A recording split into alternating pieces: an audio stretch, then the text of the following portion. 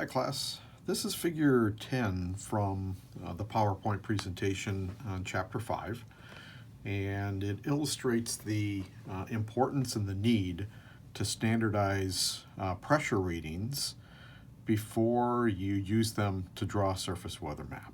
Okay, and so what we have here is we have weather stations A, B, and C. Okay, and so weather station A is at sea level. Okay, and so they go out and they record or observe an air pressure of 1,008 millibars. Okay, now because they're at sea level, they don't need to make any corrections. Okay, so if a weather station is at sea level, no corrections need to be made. Okay, so they have a pressure reading of 1,008 millibars. No correction is needed, so that's their standardized air pressure for this location at this time, 1,008 millibars. Okay, let's take a look at weather station B. Weather station B is in an altitude of 1,000 meters. Okay, and now we know that when you go up into the atmosphere or you go to a higher elevation, the air pressure is going to decrease. Think back to the definition of air pressure: the force exerted by the weight of all of the air molecules above you. Okay, so at 1,000 meters, there are fewer air molecules above you, so of course they're going to have a lower pressure. Okay, now when you compare it to the air pressure at sea level, it's going to be lower. Okay, it's always going to be lower. And so in order, right now you're comparing apples to oranges. Okay, if you want to compare apples to apples, you've got to take this pressure reading and standardize it down to sea level pressure. Now I'm not going to try to explain to you, because I don't even think I understand how you would do it, but what you need to understand is that you do need to standardize pressure readings, okay, if your location is not at sea level.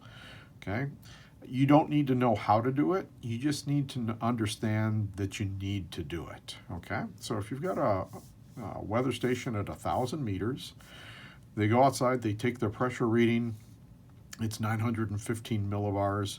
Now when you standardize that down to sea level pressure, notice that you have to standardize it, you correct for it, correct for that elevation.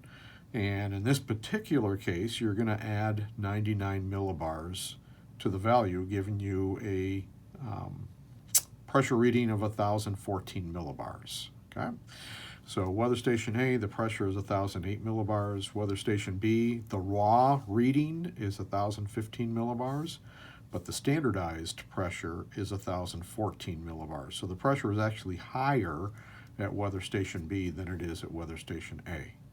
Okay, let's take a look at the weather station C.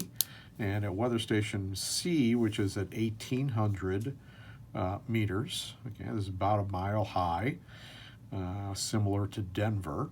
Okay, so the raw pressure reading, you go outside and you take a pressure reading, and the pressure is only 840 millibars, once again, because there are fewer air molecules above you at this point. At a higher altitude, higher elevation, there are fewer air molecules above you. So again, of course, the pressure is going to be lower. And so that's the raw reading. You can't compare apples to oranges. You have to standardize this down to sea level pressure first in order to make comparisons. So when we standardize 840 millibars at 1,800 meters down to sea level, okay, you have a correction factor, and in this particular case, that correction value brings the air pressure to 1,020 millibars. Okay, so actually the air pressure at weather station C is the highest of the three weather stations on this figure. Okay, and so basically, so you can use this figure to look at, if you just use the raw pressure readings, okay, and you use those to create weather maps, you would always have low pressure, a big red L over the mountains. okay? But, and you can use this, this as an example. In this particular case, by standardizing down to sea level, you actually should have a big blue H over the mountains on this particular day, representing that the highest air pressure on the weather map would be up in the mountains, okay? Without standardizing, lowest air pressure, you'd have a big red L on the weather map, but you'd always have a big red L on the weather map if you didn't standardize. Okay? In this example, by standardizing, we find that weather station C has the highest pressure, and on this particular day, on this particular map, there'd be a big blue H over the mountains. Okay? I hope that makes sense to you. If it doesn't, if you have questions, make sure you get in touch with me. All right?